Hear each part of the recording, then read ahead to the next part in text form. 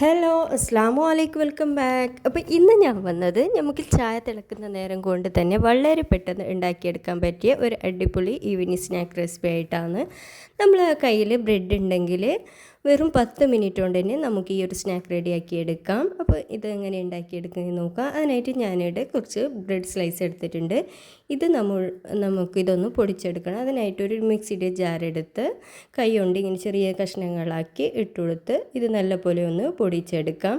ഇപ്പോൾ 2 ബാച്ചായിട്ടാണ് ഞാനിത് പൊടിച്ചെടുത്തിട്ടുള്ളത്. ഇനി നമുക്ക് ഇതേ മിക്സിയുടെ ജാറിലേക്ക് ഒരു 2 ടേബിൾ സ്പൂണ് പഞ്ചസാരയും ഒരു 3 ഏലക്കയും കൂടി ചേർത്ത് കൊടുത്ത് ഇതൊന്ന് പൊടിച്ചെടുത്ത് നമ്മൾ പൊടിച്ചെടുത്ത ബ്രെഡിന് മുകളിലേക്ക് ഇട്ട് കൊടുക്കാം. ഇനി നമുക്കിതിലേക്ക് ഒരു 1/2 കപ്പ് തേങ്ങ ചിരകിയതും കൂടി ഇട്ട് കൊടുക്കാം.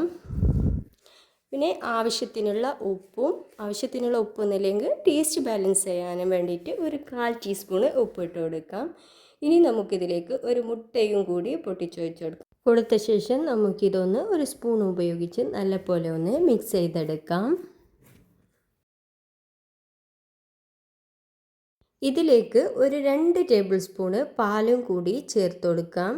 ഇനി നമുക്കിത് നമ്മളെ കൈ കൊണ്ട് തന്നെ നല്ല പോലെ കുഴച്ചെടുക്കാം. നമ്മൾ മുട്ടയും പാലും ഈ തേങ്ങയും പഞ്ചസാരയൊക്കെ എല്ലാ സൈഡിലേക്കും ഒരേപോലെ എത്തുന്ന പോലെ കൈ കൊണ്ട് തന്നെ നല്ലോണം ഒന്ന് കുഴച്ചെടുക്കാം.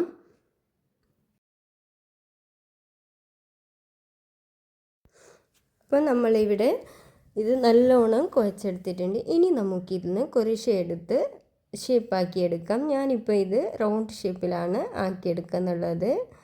നമ്മുടെ ഇഷ്ടത്തിനനുസരിച്ച് ഏത് ഷേപ്പ് വേണമെങ്കിലും ആക്കാം. അപ്പം ഞാനിവിടെ എല്ലാം ചെറുനാരങ്ങ വലിപ്പത്തിലുള്ള ഉരുളകളാക്കിയാണ് എടുത്തിട്ടുള്ളത്. ഇനി നമുക്കിത് ഫ്രൈ ചെയ്തെടുക്കാനായിട്ട് ഞാനിവിടെ ഓയിൽ ചൂടാവാൻ വെച്ച് കൊടുത്തിട്ടുണ്ട്. ഇത് നല്ലോണം ഒന്ന് ചൂടായ ശേഷം ഫ്ലെയിം മീഡിയത്തിലിട്ട് വേണം നമുക്കിത് ഫ്രൈ ചെയ്തെടുക്കാനായിട്ട്. ഹൈ ഫ്ലെയിമിൽ ഫ്രൈ ചെയ്തെടുക്കുമ്പോൾ മുകൾ ഭാഗം ഇത് ബ്രെഡ് ആയതുകൊണ്ട് തന്നെ നല്ലോണം കരിഞ്ഞിരിക്കും, പക്ഷേ ഉള്ളിൽ വേവാത്ത പോലെ ഉണ്ടാവും. അതുകൊണ്ട് മീഡിയം ഫ്ലെയിമിലിട്ടിട്ട് സ്ലോയിൽ നമുക്കിത് ഫ്രൈ ചെയ്തെടുക്കാം. എന്നിട്ട് നല്ല ഗോൾഡൻ കളറാകുമ്പോൾ നമുക്കിത് എണ്ണയിൽ നിന്നും കോരിയെടുക്കാം. അപ്പോൾ വളരെ പെട്ടെന്ന് ഉണ്ടാക്കാൻ പറ്റുന്ന ഒരു അടിപൊളി സ്നാക്ക് റെസിപ്പിയാണ്. പിന്നെ ഇത് ചൂടോടെ തന്നെ സെർവ് ചെയ്യുക, എന്നാലേ ഇതിന് നല്ലൊരു ടേസ്റ്റ് ഉണ്ടാവും.